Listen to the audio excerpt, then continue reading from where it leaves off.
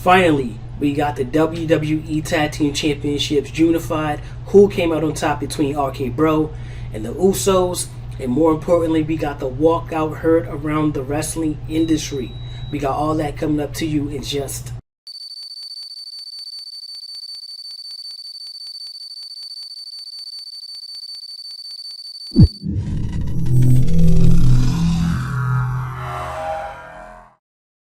This is the Wrestling Replay. Welcome to episode number 9. I am Cato. If this is your first time viewing the channel, please do us a favor and hit that like, subscribe, and turn on your notifications if you like what you're hearing. If you are a repeat viewer, then you already know what to do. It's that simple, man. But I hope everyone had a good weekend, a good start to the week. Next weekend, we got Memorial Day. We got the Double or Nothing pay-per-view. We got the go-home shows for AEW Dynamite and AEW Rampage. That should be really good. Storyline should end. New storyline should start. But before we get to all of that, we got the walkout heard around the world. Now, I typically like to go ahead and get a rundown of what happened throughout the week as far as Monday Night Raw and SmackDown and all the matches and stuff like that. But this topic is too big. I'm sorry. I'm going to go ahead and start this video off with this topic. We have Naomi and Sasha Banks walking out of Monday Night Raw, where they were supposed to be in the main event. Even more importantly, it was rumored that Naomi was actually supposed to go over in that main event and go on to face Bianca Belair for that Raw WWE Women's Championship. What does this walkout mean? Is it a shoot? Is it a work? For me, and my viewpoint, I think it's a work. I'm sorry, I think it's a work. I know everyone wanted it to be real. I know it feels real, but hey, this is the kayfabe that everybody's been missing for so long, right? This is how the kayfabe happens. Over the internet, the rumors, the reports, that's how you let the kayfabe happen. Why I think it's a work is more importantly how everything rolled out, right? You had Becky Lynch go ahead and do an interview with Adam Pearce in the back saying that, hey, Sasha Banks and Naomi just walked out. They grabbed their suitcases and they walked out of the building. They won't be able to be in the main event. So, hey, you should let me just have the number one contender spot. Now, why I think it's a work is because it was actually announced and they actually put out a little statement to the WWE fans. If this was a shoot, if this really happened, they had ample time to spin whatever narrative they wanted to spin. Sasha Banks could have been hurt. She could have went to see family, an emergency, whatever. Naomi, vice versa. They could have had a situation going on. And with them being tag team partners, the partner decided to, hey, let's leave together because I'm going to support you in whatever you're going through. They had legitimately about, an hour and a half to figure out what they wanted to do before they changed the main event. That's one reason why I think it's a work. But the rumor says that Naomi and Sasha Banks were unhappy with the finish of the matchup, which would put Naomi pinning Sasha Banks and going on to face Bianca Belair, eventually leading to Sasha Banks going on over there to SmackDown and challenge Ronda Rousey, both which would be losing, right? Both giving a little momentum, giving a little bit more edge to the champions, which isn't a problem. Sometimes we got to put over the other people to make the titles more important so that when it's your time to carry those titles, the prestige is up. So that's fine. I understand that point. They also they also felt unsafe working with two other members in the main event matchup. Now, ironically, it's rumored that the two members of that match was Nikki Ash and Doudrop. When we got to the main event of Monday Night Raw, it could have been a fatal four-way match. It could have been all four of those contestants in the ring together. Whatever the outcome is going to be, the outcome is going to be.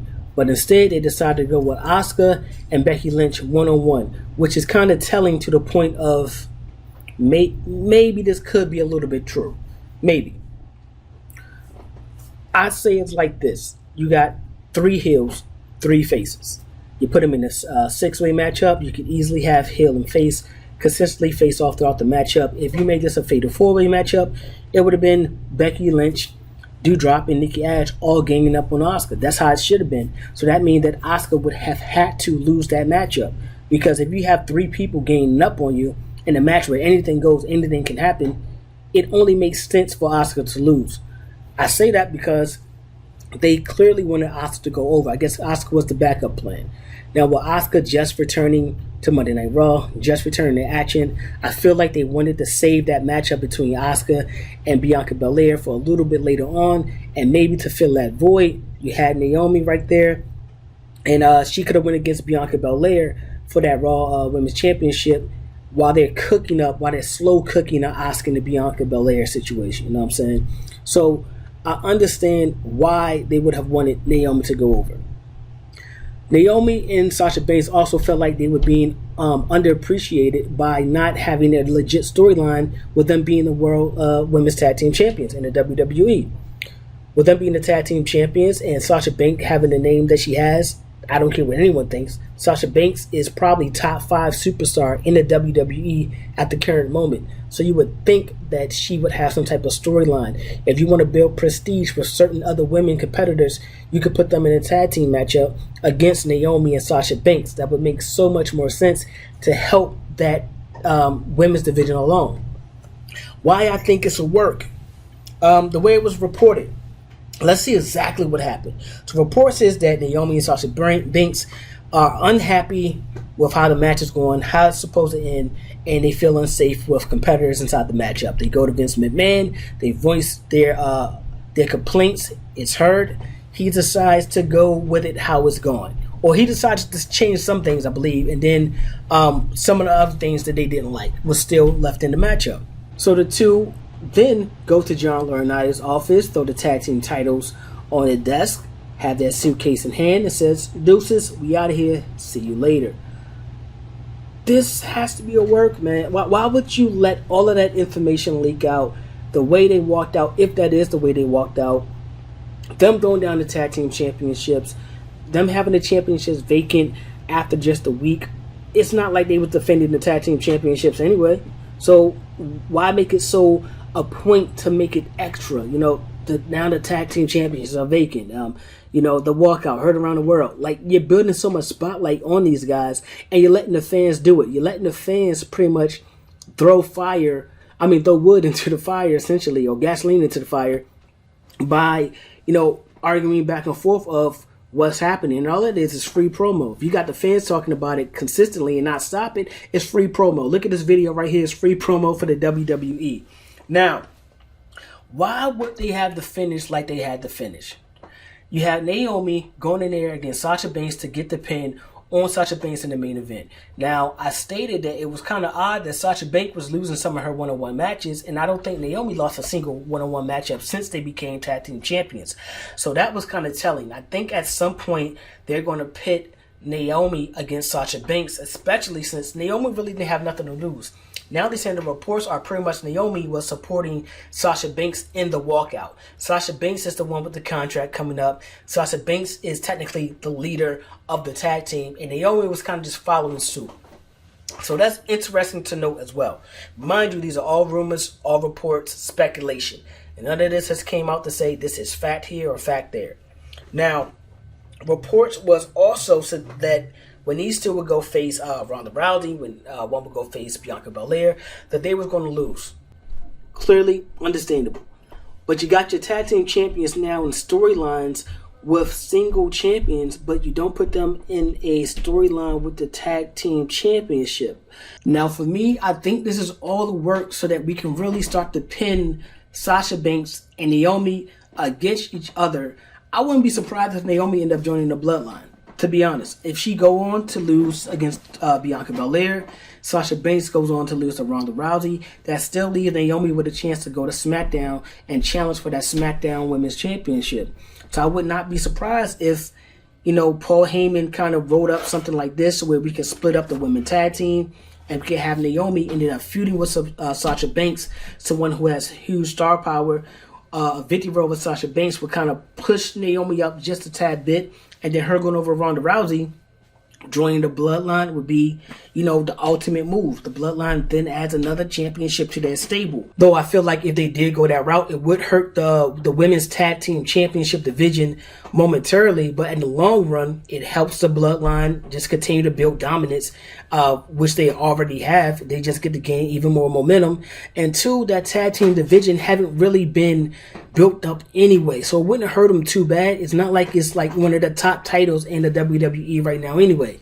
So I believe that the tag team titles just need to jump between NXT, Raw, and SmackDown in the women's division, because it's so many good tag teams that you can put together between all three brands. It would just make sense if you want to put together some of the best matchups.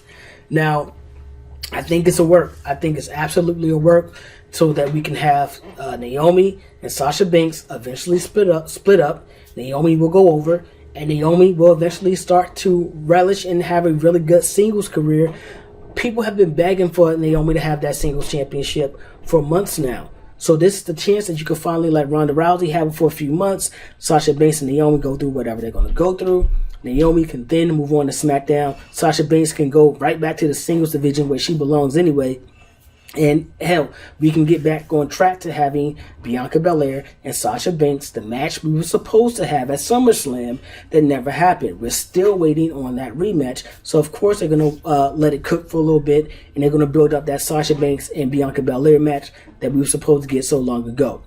That's pretty much what's going on between the walkout heard around the world with Sasha Banks and Naomi. But let's go ahead and get into what else happened in the week of wrestling. Let's go ahead and start off with Monday Night Raw. Really good episode this week, despite the walkout and everything else. We have a new number one contender for Bianca Belair's title. Asuka managed to go over Becky Lynch in the main event. I feel like that was the biggest takeaway from Monday Night Raw. Seeing as though you had so much madness with that main event anyway. Two, I feel like they wanted that Becky Lynch and Asuka feud to go on a little bit longer, but they kind of had to kill it with everything that happened on Monday Night Raw. So I think Asuka will, and Bianca Belair will be a pretty good matchup. Now the problem is, I don't know if they wanted Bianca Belair and Asuka this fast. I think they wanted this to happen more so around like summertime. I could see Asuka being the one to win Money in the Bank or something like that. But now Money in the Bank is up for grabs. It could be a chance for Sasha Banks to finally grab that briefcase and now go on to set up the Sasha Banks and Bianca Belair rematch that I was just talking about. So it's kind of interesting now. So I think the plans got a little derailed a little bit, or it happened just like they wanted it to happen. How can we put Asuka and Bianca Belair in the matchup right now without having to give our Sasha Banks and Bianca Belair matchup that we really want to get to? So maybe this is genius on the part of WWE and their creative team. We also seen Bobby Lashley defeat Omos in the steel cage match, which is going to lead to more Bobby Lashley, Omos, and MVP. He'll never get MVP in the ring. I don't think MVP is good to go. That injury to his leg, I feel like it's something that's going to take a while for him to actually get over. So I understand you have the John Omos, right? You build this guy up to be one of your better giants that you had in a long time. He got wins over guys like the caliber of Bobby Lashley, who was a world champion in his own right. So it's like, where does he go next? And at the same time, you're building up another big guy. You're building up Veer Mahaan. He just defeated Mustafa Ali via submission, which is like, okay, now you got these two big giants. They can only have squash matches for so long. You can only keep Omos and the feud with Bobby Lashley for so long. One of them has to go over. There's only one championship now, or one major title now on Raw and SmackDown. So at some point, Omos has to go for that United States Championship, and they got to somehow figure out a way to end this feud with Bobby Lashley and Omos. Now, we also got to see Riddle go against Jimmy Uso. He managed to defeat Jimmy via pinfall, pretty much building up more momentum to that tag team unification match that's going to happen on SmackDown. We've seen AJ Styles and Finn Balor. They defeated Los Lotharios via pinfall. AJ Styles and Finn Balor are pretty much gearing up to go to war with Judgment Day. We also seen Alexa Bliss, who have joined the likes of AJ Styles and Finn Balor. She defeated Sonya Deville. She's going to be part of that Judgment Day feud going on. So I can see a nice little 3-man or 3-person tag team. I guess we got 2 women, but 3-on-3 tag team match against those to see how we're going to actually end that feud off. I feel like Judgment Day have to go over. That's the right answer. Judgment Day have to go over. That's a faction that has potential to be really, really good. And Monday Night Raw, they need it. They need that star power with the Bloodline being on SmackDown. Well, I guess now they could jump both brands, but you need something to really cook up on Monday Night Raw, and I think that faction is one of them. We also seen Cody Rhodes. He challenges Seth Rollins to a Hell in a Cell matchup. That's going to take place on the pay-per-view. That's going to be pretty good. I hope this is the end of the Cody Rhodes and Seth Rollins. Not that the matches aren't great, The matches have managed to get better and better and better each time they send each other. But this being the third matchup, Cody Rhodes going over twice. Now we're going to go to the Hell in a Cell, a chance for Cody to finally bleed like he's been dying to do. He's been waiting to cut his head open, but this should be the end of the feud with Cody Rhodes and Seth Rollins. It just sucked because Cody Rhodes last week, he had to lose that matchup. There's no way you can have him go in there and win the United States Championship while you're also pitching him, well, it looked like you're pitching him to win the Money in the Bank and to kind of go after Roman Reigns. Now, I know we want to get to Roman and The Rock at next year's WrestleMania. So if that's the case, why even kind of play around with the idea of Cody Rhodes winning the Money in the Bank, then going on to WrestleMania, unless they're going to make it a triple threat matchup at WrestleMania, or he's going to cash in at the end of the matchups or during the matchup, similar to Seth Rollins, what he did years ago. We also seen Ezekiel defeat Chad Gable, and Lacey Evans cuts another promo. She is going to be the woman when she finally returns. The way that they're building her up is like they pretty much got the fans all behind her. It could be a situation where, she they build her up and the fans all behind her, and then she just turned the heel with the first move that she can do and pretty much put herself in position to win one of the titles between SmackDown and Monday Night Raw.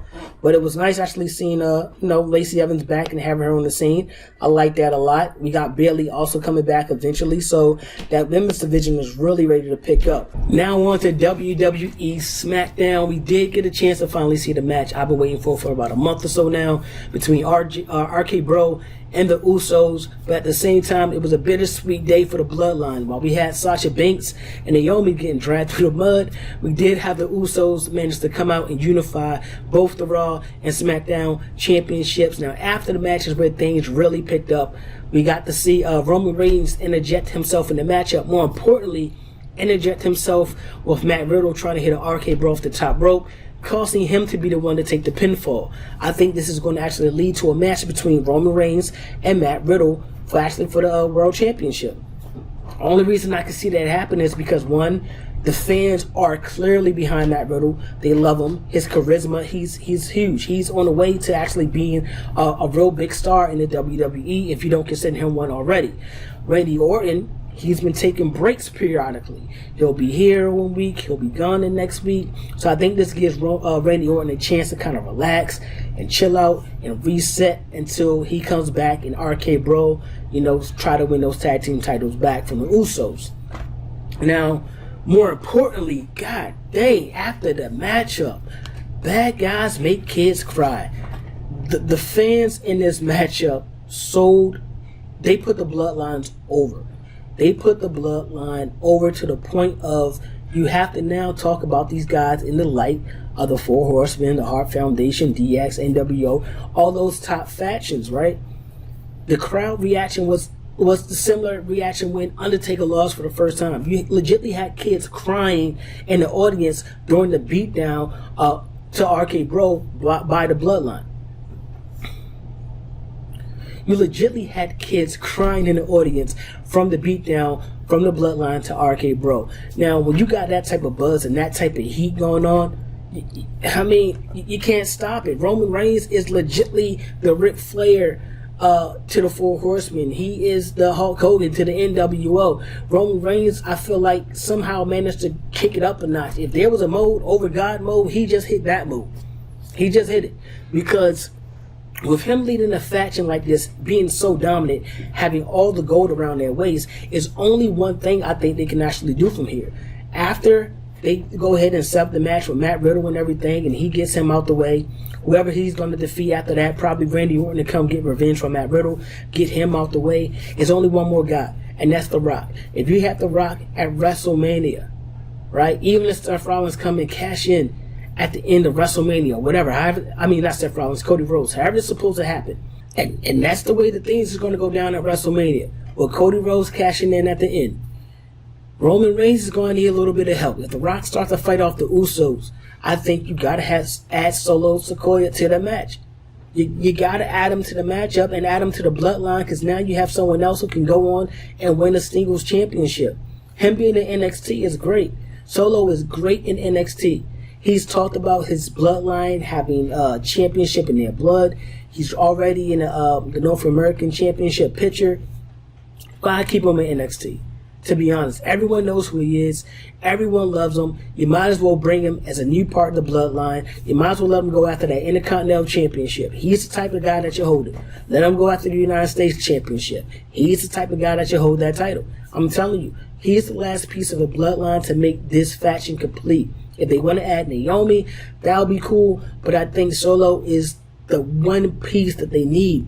Kind of like when the Four Horsemen, and they all held titles, whether it was the NWA World title or the tag team titles or whatever, they all held titles together as one faction, whether that was the NWA title or the tag team titles or whatever. They had all the belts in the company at one point. So I think that WWE has a chance to run it back, and it will be crazy because this is a legit bloodline. This is a legit family. Like, we haven't seen this since the Hart Foundation.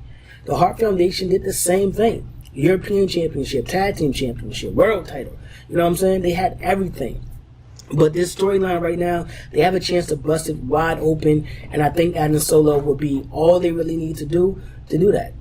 So we'll see. We'll have to see what the future holds, but I wouldn't be surprised if it happened. I would not be surprised if either A, it's Cody Rhodes and Roman Reigns at WrestleMania and The Rock crashes in the party, even though we want to get The Rock and Roman Reigns, or if The Rock and Roman Reigns go against each other, he defeats The Rock somehow, some way, Cody goes in to cash in, and then you have Solo come and make sure that Roman leaves with that championship. That's how I can see it. Now, we also seen Shinsuke Nakamura, he defeated Sami Zayn on SmackDown. We also seen Happy Corbin. He went ahead and destroyed Madcap Moss and the Andre Giant Memorial Battle Royal Trophy. That was a tongue twister. More importantly, we got to see Gunther destroy Drew Gulak. I say that only because Gunther, we're talking about the Intercontinental title now. Ricochet came out there. He the one that kind of motivated Drew Gulak to even go against the matchup, kind of let him believe that he could do it.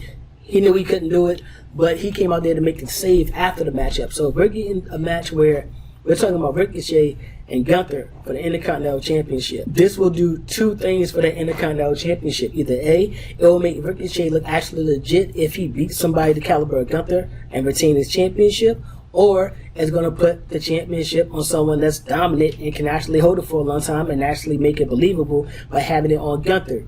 We also seen LA Knight change his name to Max Dupree. I don't like them changing the name, but I understand they want to change everybody's name on a little bit of rights, all that bull crap job. But I do like the fact that LA Knight, aka Master Dupree, is finally on SmackDown. He's going to bring some of that charisma that SmackDown needs outside of the bloodline. He's going to bring the energy that they need, and he's going to be the one scouting superstars for his modeling agency. I don't know how well that's going to work out as far as the storyline, but I will say this. Max Dupree hasn't missed on the storyline yet. Every role that he's been in for, the better part of 5 years now, even outside of WWE, he's been crushing. So if he feel confident that he can do this and pull his character off, then I think it's going to actually be pretty good. We got to see Raquel Rodriguez defeat Chauncey Blackheart in a one-on-one matchup. We also got to see Xavier Woods defeat Butch, but more importantly, after the matchup, the beatdown with Sheamus and Ridge Holland, Xavier Woods promised he would bring an equalizer for him and Kofi Kingston, so we may possibly see the return of Big E. Now, when we seen that slam and the way he landed, it did not look good at all. I thought his career was done. I'm not going to lie. I feel like, well, at least inside the ring, I feel like he's good enough on the microphone to do stuff backstage, to do stuff live events, to talk. But we may be getting Big E back. I'm excited about that. So if we are able to see Big E back, that's going to be huge, not only for the New Day, but for that SmackDown brand as well. Now let's go ahead and jump onto the AEW side of things. Let's get it started with AEW Dynamite. We've seen Samoa Joe advance in the Owen Hart's tournament when he defeated Johnny Elite. Yes, John Morrison came over to AEW. I don't know if this was a one-night deal type of situation or if he's going to be sticking around for a while, but he's here. He lost to Samoa Joe. Samoa Joe got to advance. that's going to actually set up a really great matchup. We'll talk about that in a little bit. But after the matchup, we seen Jay Lethal, Sanjay Dutt, and Sane go ahead and start the beatdown on Samoa Joe until the best friends arrived and actually stopped what was going on. So a little bit of build up there. That Samoa Joe and Jay Lethal thing is still fresh. They're trying to still keep that in our face that, hey, even though Samoa Joe's inside this tournament, he still holds the title that I want. So Jay Lethal still has his eyes on him. We also got to see the AEW World Champion Adam Page. He went against Kenoshi and actually defeated him by using the go through sleep maneuver that CM Punk like to use to finish off his opponents, playing a little bit of mind games. We seen CM Punk the week before use the buckshot lariat to get under the skin of Adam Page. Now Adam Page is just simply returning the favor. They're really trying to build this matchup for Double or Nothing. I think it's going to be a great matchup, but there's no way in the world I see Adam Page dropping the title to CM Punk. I just don't see it. Not in a traditional one-on-one matchup. I just don't see CM Punk holding that AEW championship. And if he did, I can't see him holding it for too long. But I think Adam Page is the right guy to have the AEW championship around his shoulder, at least right now. Definitely not CM Punk. We got to see Keith Lee and Swerve Strickland go against the Workhorsemen, where they picked up another victory. This team is on a roll. This team is really building up some momentum. It's putting these guys in a great position to go ahead and challenge for those tag team titles. So I wouldn't be surprised if Keith Lee and Swerve are actually champions in AEW. I think they are a better tag team. I think they're a little bit more appealing than Jungle Express is right now. And me personally, I would like to see Jungle Boy and Luchasaurus actually in the singles division, to be honest. I feel like they missed their mark on Jungle Boy when he had so much momentum behind him, but you gave the match to Christian Cage instead of Jungle Boy. We got to see Wardlow take his 10 lashings, part of his requirements to go ahead and face MJF at the Double or Nothing pay-per-view. Just one more hoop he had to jump through. We got to see Kyle O'Reilly versus Rey Fenix, was my easily matchup tonight for AEW Dynamite. A complete amazing matchup, because that's going to set up O'Reilly, because he went over Rey Fenix. O'Reilly will go against Samoa Joe, and I think somehow, some way, we have to see Kyle O'Reilly defeat Samoa Joe. I don't know if that would be help from the Undisputed Elite, or if that would be help from Sanjay Dutt and Jay Lethal and their crew, or how it will actually work, but I feel like we're going to eventually get to Kyle O'Reilly and Adam Cole one-on-one in the Owen Hart tournament. And if it's a pure wrestling match, it's going to be very entertaining. I still would have liked to see Dax Harwood, but it's going to be entertaining. Now, moving on to the Owen Hart's women's side of the tournament, we got to see Britt Baker advance by defeating her former tag team partner, Maiki Aito. So she will now be moving on. It's going to be interesting how that women's tournament actually shape up, but I think it's leading to the point that Britt Baker will probably face Jamie Hayter at some point, and I think Britt Baker will go over. It's just funny how both of the men and women tournament is shaping up to where, you know, two members of the same faction is going to end up having to go against each other. I think that's what it's going to lead to. And I say that because in the main event, we got to see Adam Cole versus Jeff Hardy, where he advanced in the Owen Hart tournament, defeating Jeff Hardy. So it's shaping up that way, man. It's shaping up where I think it's going to be Kyle O'Reilly and Adam Cole and Britt Baker and Jamie Hayter. I don't know if this is going to be a situation where Adam Cole and Kyle O'Reilly kind of get on rocky ground, but I don't believe so, for the fact that I think Adam Cole and the Undisputed Elite will split with the Young Bucks going to Kenny Omega's side, and of course Red Dragon coming over to Adam Cole's side. So I'm not sure exactly how they're going to end off that tournament. So we're just going to have to wait and see. Maybe it will be Samoa Joe to somehow to defeat Kyle O'Reilly. Maybe it's the Hardys interjecting themselves in the matchup, trying to take out the Undisputed Elite, or at least just cost them a little aches and pains. Who knows? I don't know. But I think it's going to lead to Kyle O'Reilly and Adam Cole. I think that's going to be the best matchup with a great storyline to tell. Now let's jump over to AEW Rampage. We got to see the House of Black defeat Evil Uno, Ten, and Fogo del Sol. I don't know why this was a matchup. I really don't. Mainly because, hey, the Dark Order have enough members. I don't understand why they add Del Sol into the mix. I understand that he's been getting beat down by the House of Black since way back when. But what happened to Sammy? Sammy's a face again. I thought that was his best friend. But, you know, neither or. Whatever. Writing's terrible. The booking was bad. Decent matchup, though. It was a decent matchup when we start to really watch the action. I like the House of Black. I like what they're doing, and getting the Death Triangle in the House of Black at Double or Nothing is going to be exactly what we've been waiting to see, period, anyway. We got to see Shawn Spears go against Big Damo, formerly a member of WWE, formerly Killian Dane, if you remember him, but the match did exactly what it was supposed to do. Shawn Spears looked good in the matchup. Well, Big Damo made Shawn Spears look great in the matchup. It was short, sweet, predictable. You knew who was going to go over. You know Shawn Spears is building momentum for him to face Wardlow or help MJF to defeat Wardlow or prevent him from fighting Wardlow coming up at the pay-per-view. So you did exactly what you were supposed to do. Now, for more advancement in the women's side of the Owen Hart tournament, we got to see Red Velvet go against Chris Statlander. Now, I thought this was going to be a match where the baddies would pretty much interject themselves in the matchup enough to let Red Velvet somehow squeak by Chris Statlander, but that was not the case. I think the right person went over. Chris Statlander managed to defeat Red Velvet, but after the matchup is where things kind of picked up. We kind of got some storyline advancement. We got to see exactly what's going to kind of take place next. We seen Kiera Hogan and Red Velvet attack Chris Statlander after the match. Ruby Soho came down to make the save for her, but Jay would go in and take out Ruby Soho, which led to Anna Jay coming down with a crutch that she took from Mark Sterling, clearing out the ring, setting up a matchup between Anna Jay and Jay for that TBS championship.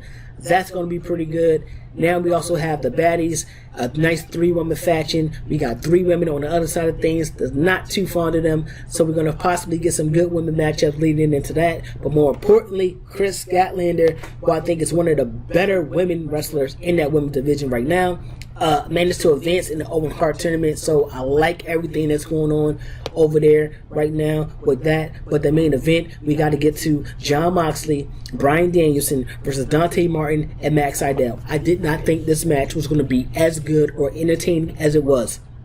This is a matchup where we know Daniel Bryanson and Moxley have a certain brawler style where they just want to do a lot of strikes, a lot of hard-hitting action, and then you got 2 high flyers on the other side that rely on their speed and their agility, and they live or die by going through the air. This was a really good matchup. They really got something in that kid, Dante Martin. I can't wait till his brother's 100%, man. I think this tag team potentially has the potential to be one of the best tag teams in AEW. Not now, but for their style and the way the AEW is set up, I can see in the next 2 or 3 years, these guys, when the Young Bucks are kind of, taking the back seat to things, when the Hardys are taking the back seat to things, FTR, if they have decided to move on or not move on, Penta, Ray Phoenix, they're a little older, so I can see this young tag team kind of making a name for themselves and actually possibly being one of the better tag teams in the AEW roster in the next 3 to 4 years. If they can stay healthy, that's a big part of the game, is staying healthy, but that was pretty much everything that went on, not only on AEW Rampage, AEW Dynamite, Raw, SmackDown, but we also got through the news for the week. Now, next week, I'll guarantee it, we're going to see some more news and rumors going on with Sasha Banks and Naomi. I know it. It has to be.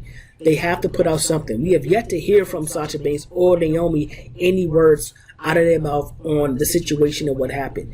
This is only buying these guys time to go ahead and spin the narrative however they want to spin the narrative, and I wouldn't be surprised if the first time that we hear from them after being suspended indefinitely, that's also a note to mark there, they were suspended indefinitely after getting the titles pretty much stripped from them, that they will appear on a Raw or SmackDown episode. I wouldn't be surprised if they kind of just come from the crowd and kind of just ambush their way and bully their way into the ring, taking the mic and saying what they're going to say or saying what they want to say.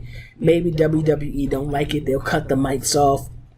Whoever they decide to put the tag team champions on next, they're going to run through them. They're going to take their titles back. They're going to bully their way back into WWE, pretty much to the point that after they leave beatdowns on whoever they're going to leave beatdowns on, they're going to beg WWE to give these guys contracts again, or give these women contracts again, so that we can have a legit matchup, so we can actually face each other 1-on-1 or 2-on-2, however it's going to go. I'm telling you, that's how I think it's going to play out. And if it play out like that, I'm saying, man, y'all might as well go ahead and let me get a job, man. Let me go ahead and get a job right for y'all backstage. I'm telling you. Just let me get a job. That's a good storyline. I called it. But that's how I think I see it ended off. Other than that, we finally hit 1,000 subscribers. So the giveaway will start on Friday, May, I believe that's the 28th. And it's going to end on that Sunday, and I will announce the winner on Monday. $100 giveaway. I'm trying to decide if it's going to be Cash App, Pro Wrestling Tees, AEW, Shop, or whatever. I feel like Cash App would just be easier. You can decide to spend it on what you want to spend it on, but this is a wrestling channel, so I feel like it should actually go towards like a wrestling, product, whatever. So if I can figure out how to do a WWE gift card, that would be great. If I can do that, then we'll be all good to go. And then they could choose whatever they want between Pro Tees, AEW, WWE, Chartline, whatever they want to do. And I think that will pretty much solve the issue there. But thank you for everyone for helping me reach 1,000 subscribers. I really appreciate it. Let's keep it going. Let's keep the channel growing. Keep commenting, keep DMing. I will keep talking about the topics that I get most. I'll keep posting on Instagram, so make sure you're following us there, because that is where the rules will take place on actually how to go ahead and jump into the giveaway to make sure you have your chance to win. It's free. It costs you guys nothing, a little bit of time. That's about it. So that's everything for the week, man. Everything we got on the docket. I can't wait till next week because there's a lot of stuff that has to happen. I can't wait for the go-home shows for AEW to pretty much lead up to the pay-per-view. And Double or Nothing, it looks like a pretty damn good card. Man, I really want to be in Vegas for that. I should have been in Vegas for that. I go to Vegas for everything else. Oh, man, I should have been in Vegas for that. But let me know what you guys think about the Sasha Banks and Naomi situation. Is it a shoot? Is it a work? Let me know what you guys think about the Usos being the ones to unify the tag team championships. Do you believe that Matt Riddle and Roman Reigns will be next for one-on-one contender for that World Championship title? I think so. Oh, sorry about that. I think so. I think he will be the one to challenge Roman Reigns next. But I would love to hear what you all think about it. And let me know what your predictions are for AEW's Double or Nothing pay-per-view. I may make another video during the predictions. I'm not sure yet. This week, it was just way too much to talk about with Naomi and Sasha Banks. That kind of took the cake. But I think I will still do predictions, at least on the Instagram page, so you can kind of see exactly what my mind was thinking on things. But that about does it for me, man. I'm Cato. This was the Wrestling Replay episode 9. Thank you all for listening. I'm signing out. Peace.